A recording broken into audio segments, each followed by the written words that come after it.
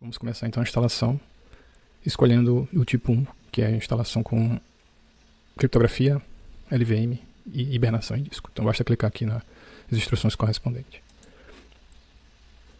Então, é legal primeiro ter essa visão geral do que vai acontecer do processo, depois a gente seguir passo a passo. Então o processo ele envolve, primeiro você identificar quais são os block devices relacionados ao seu disco, porque em Linux quando você dá o boot, né, o Linux associa um disco a um block device. Então a primeira fase ou etapa é você identificar qual é o block device associado ao disco onde você quer instalar o sistema. Normalmente vai ser um disco rígido no seu notebook ou desktop, onde será feita a instalação do Arch Linux. Se for uma máquina virtual, é um disco virtual que você criou quando você configurou sua máquina virtual. Então a gente vai primeiro identificar esse disco, fazer a partição do disco, ou seja, definir como é que esse disco vai ser organizado em partes, daí vem o nome partição, né? Depois, normalmente nós vamos criar aqui 3 partições, né, para dizer, já ir adiantando um pouco. A terceira partição vai ser a maior, que é justamente onde acontece a instalação. E aí justamente nessa terceira partição que a gente vai criptografar, e é a parte 2 aqui da sequência. A gente vai criptografar essa partição com Lux.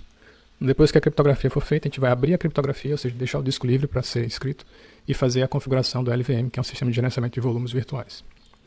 Depois que a gente definir os volumes dentro dessa partição criptografada, a gente vai formatar as partições, né, porque até então a gente só definiu o que seria. Na quarta etapa que a gente vai formatar, escolhendo os sistemas de arquivos.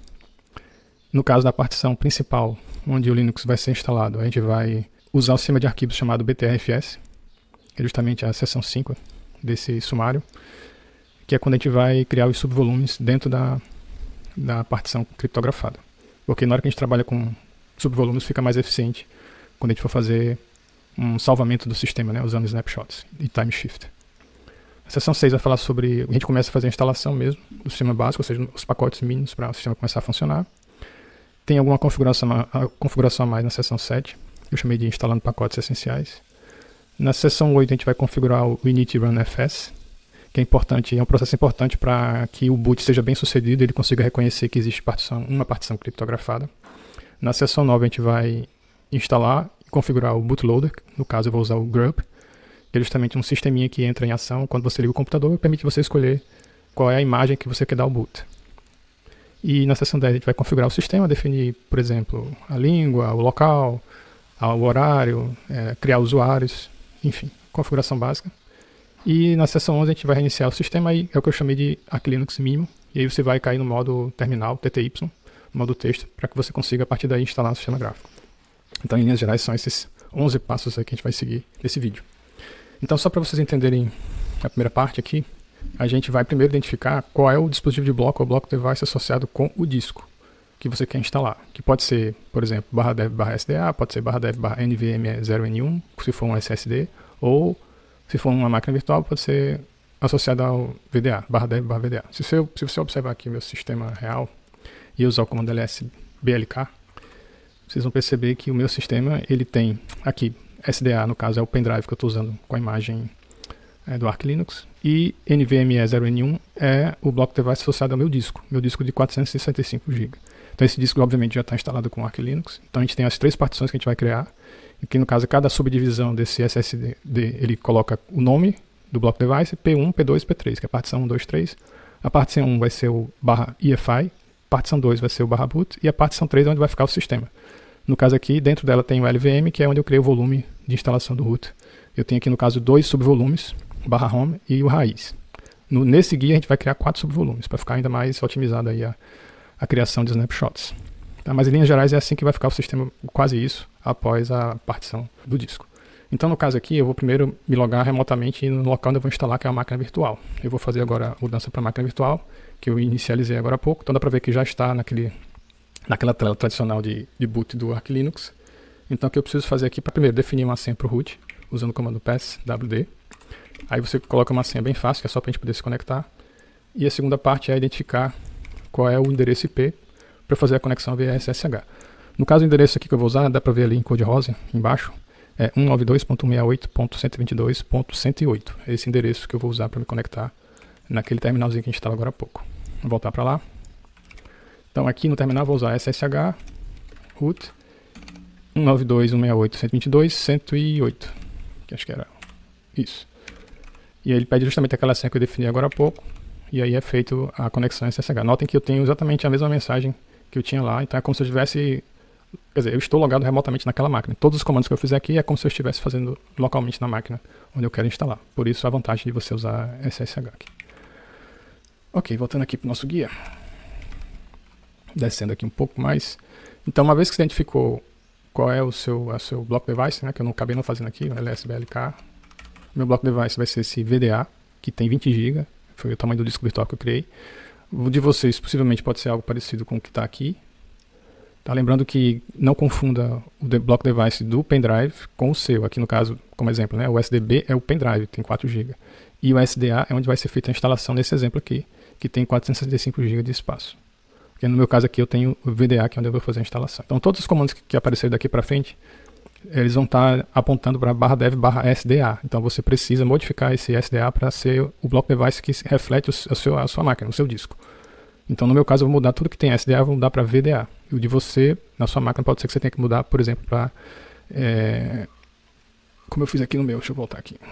Pode ser que você tenha que mudar para NVMe0N1, por exemplo. Okay?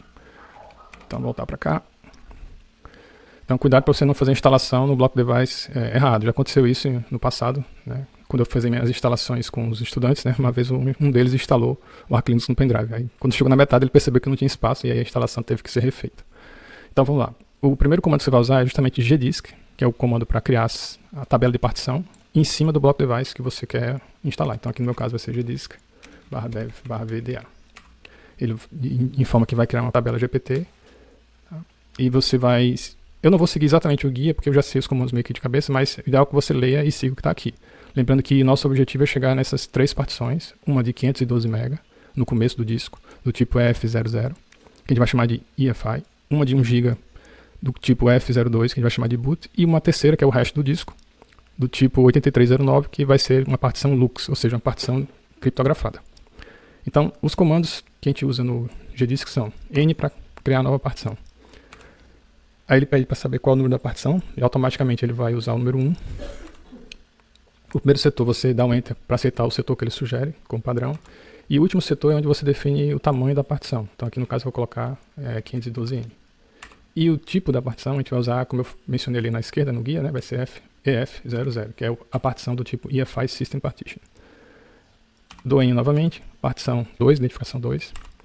O first sector deixa como está, e o tamanho da partição, que é o last sector, eu vou dizer que é de 1 GB. E o tipo vai ser EF02, partição do tipo BIOS Boot Partition.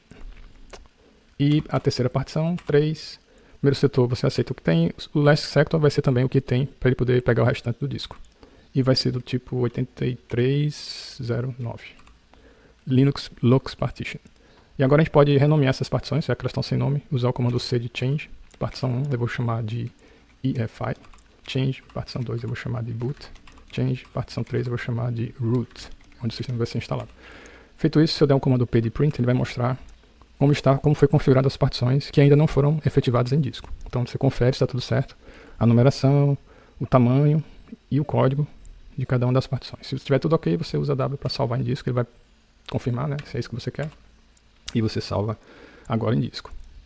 Próxima etapa aqui na sequência é a criptografia. É o passo 2 aqui, seção 2. Então, para fazer a criptografia, a gente vai fazer, só para a gente ficar claro aqui, dá para ver já que as 3 partições que foram criadas, VDA1, VDA2 e VDA3. No caso, a criptografia é feita sobre o VDA3, que é onde fica a maior parte do espaço livre do disco. Então, é esse comando que a gente vai usar aqui. Então, como eu estou usando um sistema já instalado, eu consigo copiar daqui e colar no terminal. Por isso que é a vantagem de usar o SSH aqui. Eu consigo colar o comando e, obviamente, eu preciso adaptar, porque esse comando não vai ser feito sobre o SDA3, mas sim sobre o VDA3. Deixa eu fazer uma coisa aqui para ver se melhora. Ok. Aumentar aqui a janela. Vou tentar fazer o seguinte, eu dei o comando, né?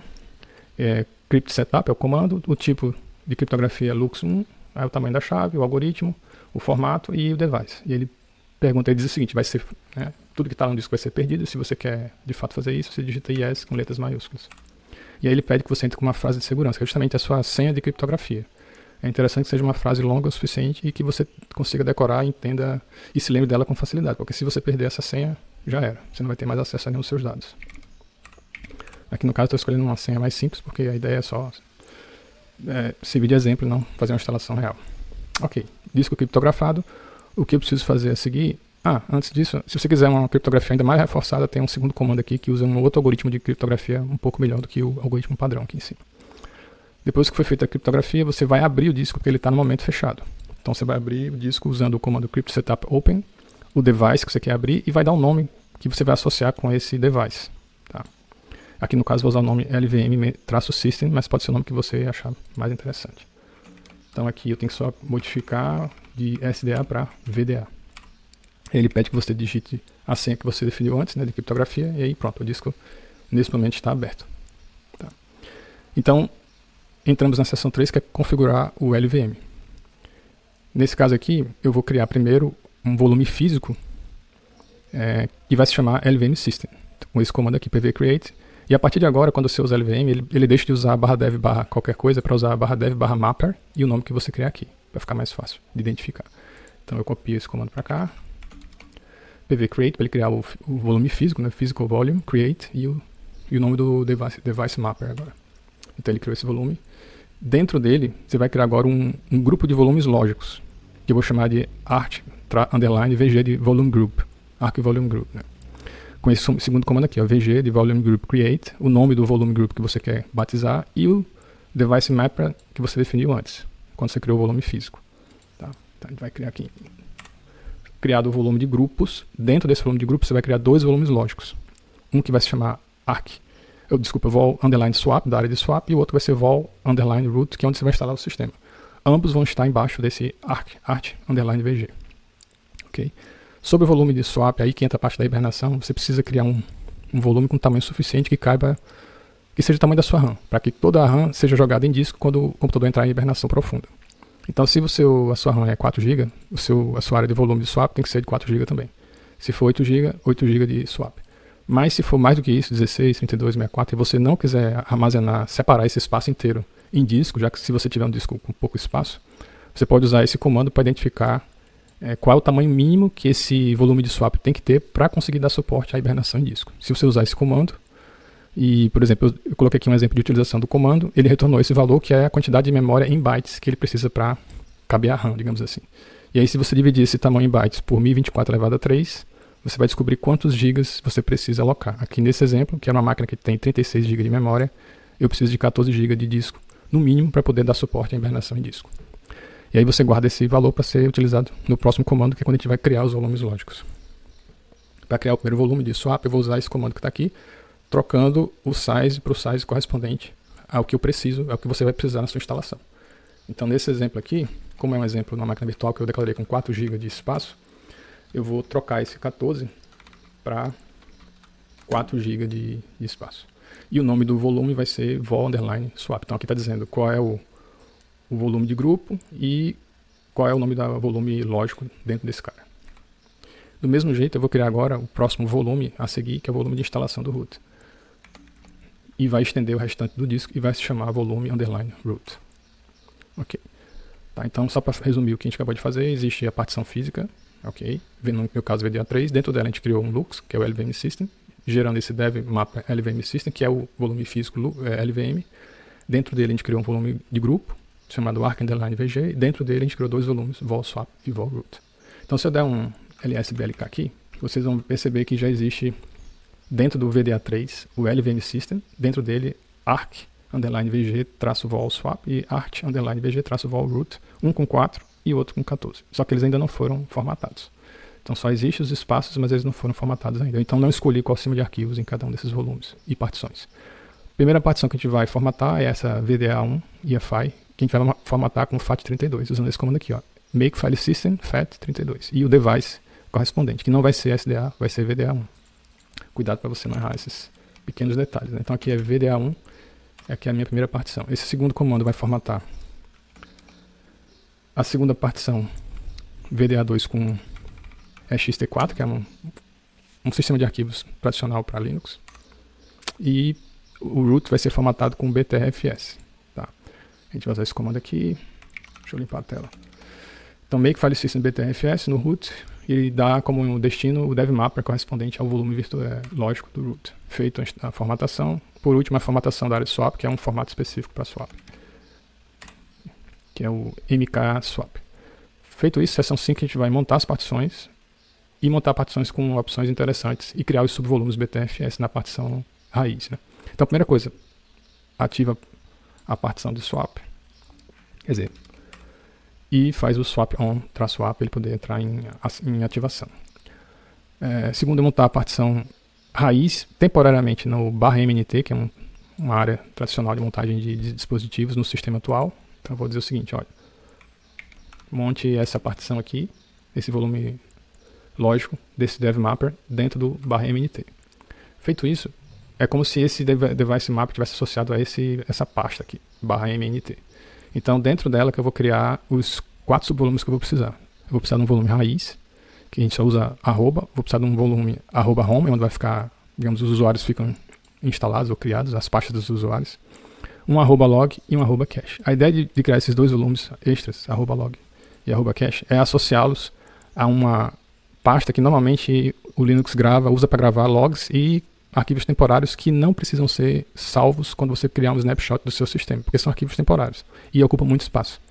Então, no momento que você deixa eles separados, quando você for fazer um snapshot do sistema, normalmente o snapshot feito com time shift, copia apenas a raiz e o home. E esses 2 caras aqui, normalmente, ficam dentro da raiz. Então, na hora que eu coloco eles separados, a raiz diminui, porque ela não vai mais incluir o /var, /log, nem o /var, /cache, que são diretórios que normalmente guardam esses arquivos temporários. Então, na hora que eu coloquei eles para fora, digamos assim, é como se a raiz ficasse um pouco menor. Ok? Então, a gente vai criar esses 4 subvolumes com um comando só. Criados os 4 subvolumes. A gente vai desmontar o que a gente montou ali em cima, o mount /mt, porque a gente vai remontar esse volume primeiro aqui com opções mais otimizadas para o uso em disco, usando SSD, uma compressão ativada, enfim. É justamente igual ao comando anterior, só que agora tem esse "-o" e esse conjunto de opções aqui, com subvolume, né? No caso a gente vai montar um subvolume de cada vez. Mas o comando mount é o mesmo, e o device mapper é o mesmo, e a área de montagem também é a mesma. O que mudou foi só essa introdução de opções de configuração aqui.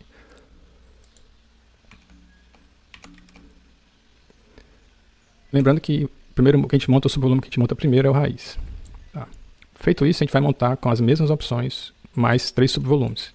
Só que, obviamente, esses 3 subvolumes são montados em pastas diferentes. Como essas pastas ainda não existem, se você olhar se mandar listar aqui o MNT, não tem nada lá dentro. Então, para que essas pastas sejam criadas durante o processo de montagem, a gente usa a opção "-mkd" aqui. Então, vou primeiro montar a partição home. O que muda é, eu mudo o subvolume e mudo o local de montagem. No segundo comando eu mudo novamente o subvolume para @log, o local de montagem vai ser varlog, e por último o subvolume cache vai ser montado no varcache. É como se isso aqui vai ser o nome da pasta quando o sistema estiver pronto, vai sair fora esse /mnt. Vai ser só /home, /varlog, /varcache. Okay, então, montagem do home foi feita, aqui é a montagem do log, e por último a montagem do cache. Pronto. Sim, faltou ainda montar.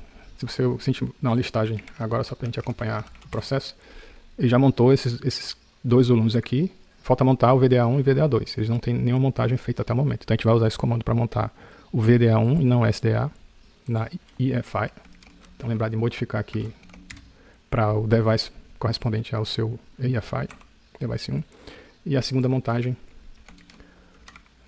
do VDA2, o boot. Então se eu fizer agora uma nova listagem, dá para perceber que já aparece aqui montado o EFI e o boot na partição 1 e 2 correspondente.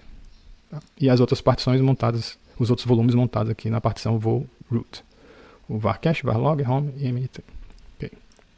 Aí a gente começa agora, feita essa preparação toda, é hora de começar a instalação. A gente está com as partições todas montadas e formatadas, é só instalar. Tem uma opção aqui de você fazer uma espécie de otimização dos espelhos de servidor, se você quiser, para tornar o download mais rápido. Isso aqui é opcional. Eu vou pular essa parte.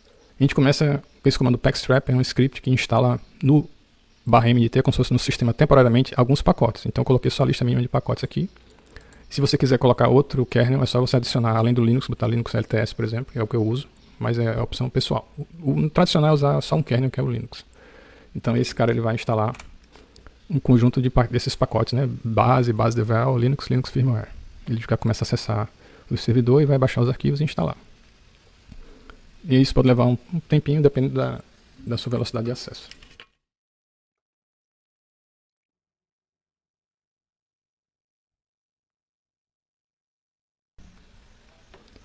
Ok, finalizada então a instalação dos pacotes, né?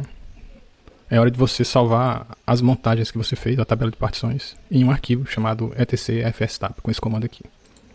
A gente vai limpar aqui. Pronto, e com isso, quando você der o boot da próxima vez, as montagens que a gente fez, manuais, já vão ser feitas automaticamente.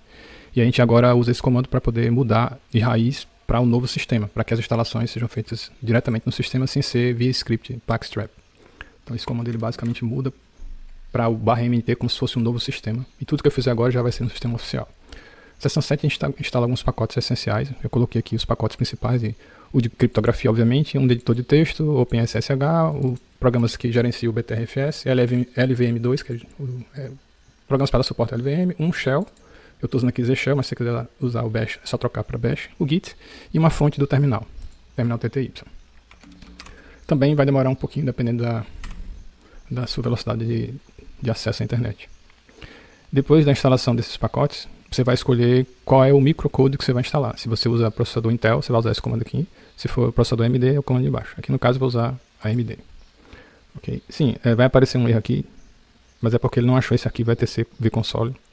É um arquivo de configuração do terminal, mas a gente vai já resolver isso, então esse erro aqui não é nada de extraordinário, é algo bem simples de resolver. Mas o comando deu certo aqui, tá? Então, a gente instala aqui o microcode correspondente. Aqui é um passo opcional, que é justamente configurar o Pacman, que é esse sistema de instalação de pacotes, para que ele fique com um visual um pouco melhor. Então, basicamente, você vai procurar por esse pedaço aqui, onde tem cola, vai descomentar a cola, e vai colocar I love candy, para poder aparecer um Pacman comendo os alimentos, como se fosse a barra de progresso, né? E eu gosto de descomentar esse verbose package list, porque ele exibe mais informações sobre os pacotes quando vai instalar. Então, você salva com ESC:2.wq, write and quit. Feito a edição, é hora de configurar o terminal TTY para não dar mais aquele erro que eu mencionei agora há pouco. De que maneira que eu faço isso? Criando um arquivo etc vconsole. Esse comando manda essa informação para dentro desse arquivo e criando ele se ele não existir. E esse segundo comando coloca uma segunda linha nesse arquivo. Vocês vão entender melhor quando eu fizer aqui. Então eu faço o echo para o vconsole e o echo do keymap também para vconsole. Então, se eu editar esse arquivo, só para você entender, etc/vconsole. Esse arquivo tem essas duas linhas que eu mandei para lá. Se sua máquina possui um teclado ABNT, você vai trocar essa segunda linha keymap de US para BR-ABNT2 e salvar. Como meu teclado é americano, então essa configuração aqui é útil para mim, que vai dar certo para mim. Aí agora é hora de configurar o init-run-fs, onde a gente vai dizer quais módulos o kernel precisa ler na hora que der o boot para poder funcionar. Primeiro módulo, você vai alterar esse arquivo que define a init-run-fs para que ela seja gerada. Então a gente altera o arquivo de configuração e depois aciona o comando que gera a init-run-fs. Dentro desse arquivo eu vou incluir um módulo chamado btrfs para que ao dar o boot ele reconheça a partição que tem esse formato de sistema de arquivos, e mais 3 hooks, que é o hook de criptografia, um hook de LVM e um hook de resume para você poder fazer a hibernação em disco. Se você não quer fazer a hibernação em disco, você não inclui esse hook, só inclui os 2 hooks aqui e o módulo. Então basta editar esse arquivo aqui, /etc/mkinitcpio.conf. Dentro dele você vai ficar com o arquivo igual que está aqui, mas em linhas gerais você vai procurar esse módulo e vai colocar btrfs aqui, vai procurar por hooks,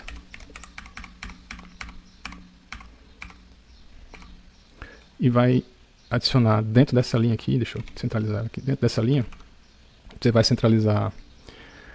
adicionar, desculpa, SD encrypt antes de file system, SD encrypt e LVM2, e depois de file system você vai colocar resume se você for dar suporte à hibernação em disco. Então adicionei esses 3 hooks e o módulo lá em cima. Feito isso, é só salvar com write and quit, e aí você vai gerar o init-run-fs com o comando mkinit-cpio. cpio menos p para gerar menos p maiúsculo para gerar para todos os kernels que você incluiu anteriormente. No caso aqui eu só tenho um kernel, então eu vou gerar só uma vez. E notem que não vai mais aparecer aquele erro de VT console. Esse warning aqui é normal de aparecer.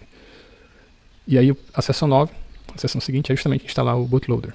Então a gente vai instalar 2 pacotes extras para dar suporte ao bootloader, os pacotes do Grub, e vai criar o arquivo de configuração do Grub, dizendo para ele onde vai ser o diretório /EFI que a gente criou agora há pouco, né?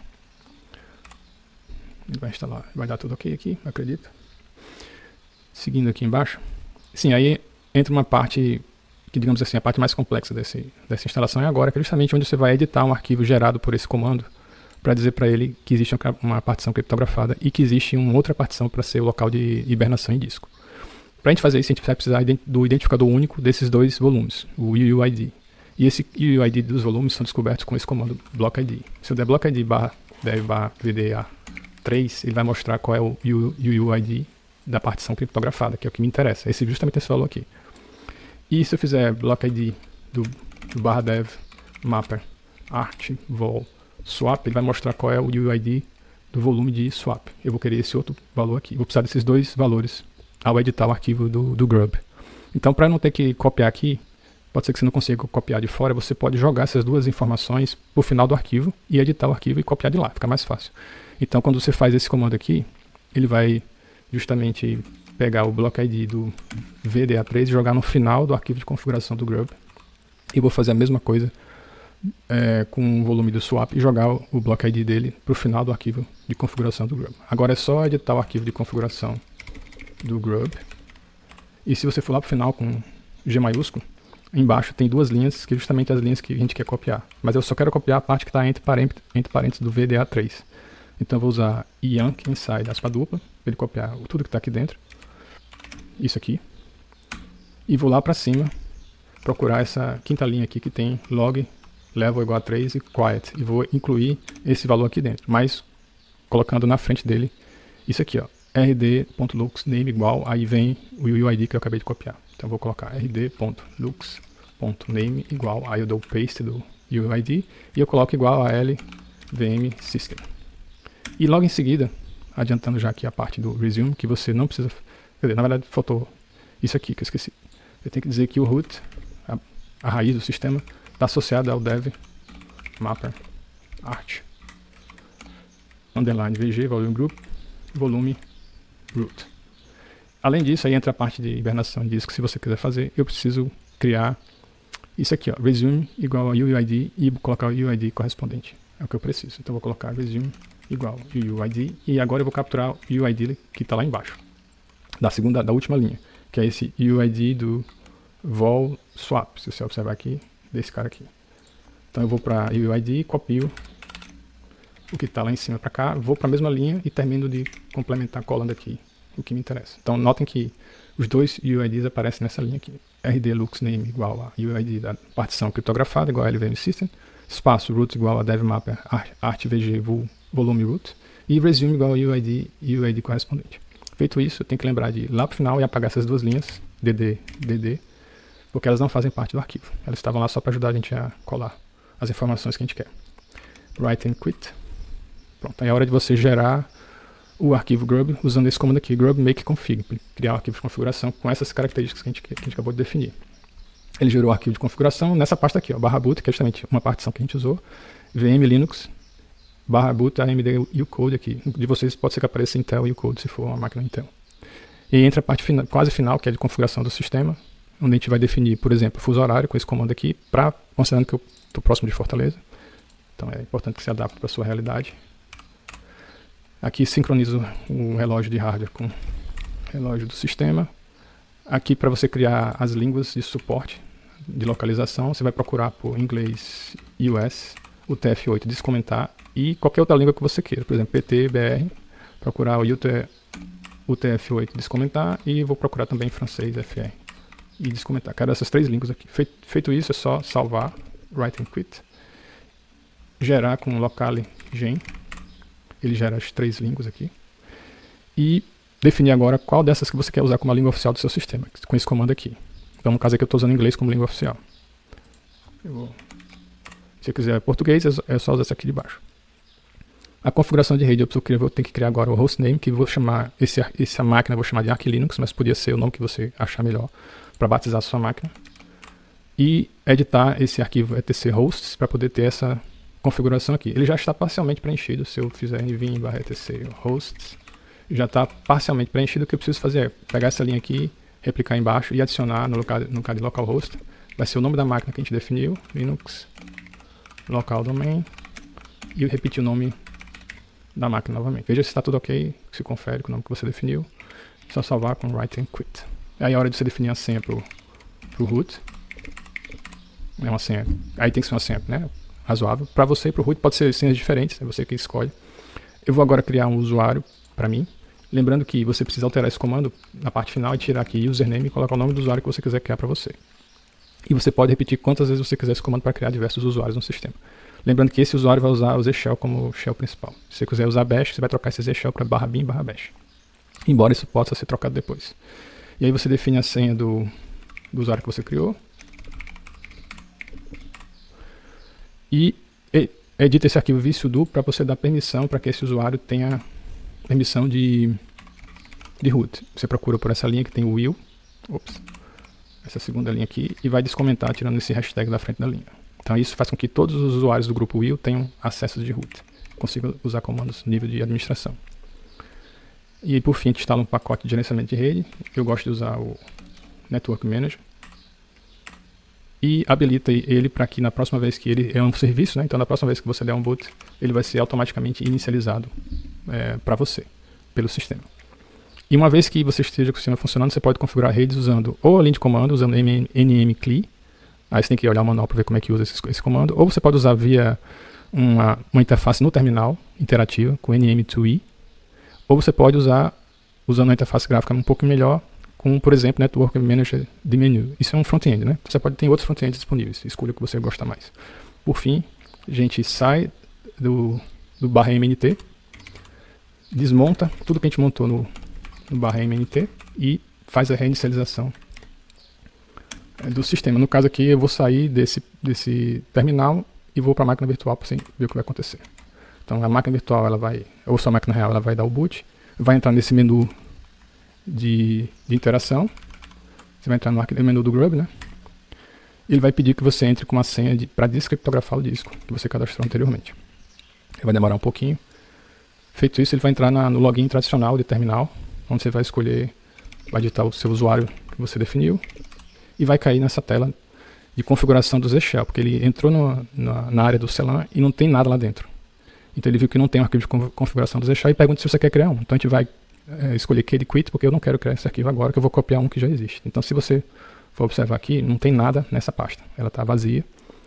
Esse é o chamado Arch Linux mínimo, já está funcionando, então você tem que instalar obviamente mais coisas, mas ele só tem essa parte de terminal, não tem nenhuma interface gráfica com o usuário. E a partir daí que a gente vai voltar para essa parte de instalação na seção 4 do documento principal, que são os próximos passos. Então a gente vai para a seção de pós-instalação, onde você vai escolher se você quer, a partir desse momento, instalar um desktop environment completo, ou se você vai querer seguir essas outras instruções para instalar o Hyperland. Então aqui é um momento de decisão, onde você escolhe o que você acha melhor para o seu sistema Linux.